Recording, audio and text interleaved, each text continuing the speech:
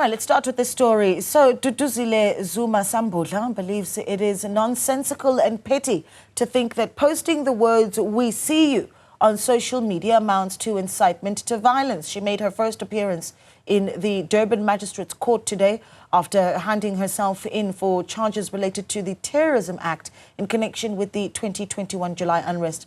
Newzroom Afrika's Mnisi reports. The former president's daughter and MK party member of parliament, Duduzile Zuma-Sambudla, has appeared in court for allegedly inciting violence on social media during the July 2021 unrest. Over 350 people died and over 5,000 more were arrested during 8 days of riots in Gauteng and KwaZulu-Natal in what's been described as one of the darkest times in post-apartheid South Africa. The violence came soon after former President Jacob Zuma was jailed for defying a constitutional court order to appear before the state capture inquiry. The state is confident in its case against Zuma-Sambudla.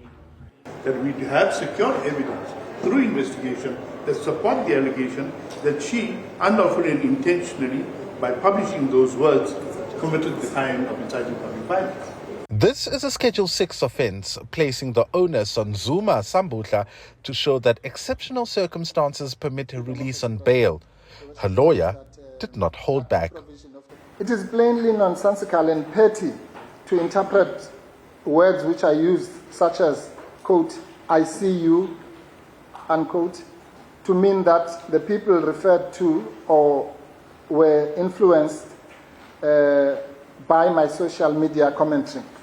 Zuma-Sambudla has even threatened to legally challenge the charges at a later stage. The state didn't oppose bail, saying she's not a flight risk. It explained why it's taken so long to get the matter to court. It's a unique case, complex in nature, in the sense that reliance on the investigation and evidence is based on social media posts. It is technical investigation. It is investigation that some of the parts of the investigative process had to be outsourced in terms of experts on social media, because SAPS doesn't have an expert in social media.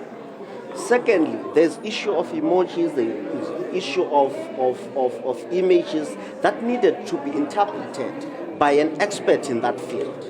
There are procurement processes that needed to be followed in order to source or procure that investigative resource.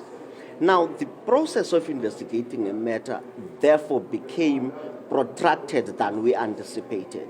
Both Zuma-Sambudla and her party believe it's all a political ploy. They're so obsessed with the Zuma family. So we know that this cannot be just a case that has got any elements of credibility. This is just a political ploy. And if you think for 1 second that this is not a political ploy, just based on the players that are involved here, then I'm sure you're living in a different world, quite honestly. Zuma-Sambudla has been released on warning, with her matter now transferred to the Durban High Court, where she will be making an appearance on the 20th of March. For Newzroom Afrika on Channel 405, I'm Mnisi at the Durban Magistrate's Court.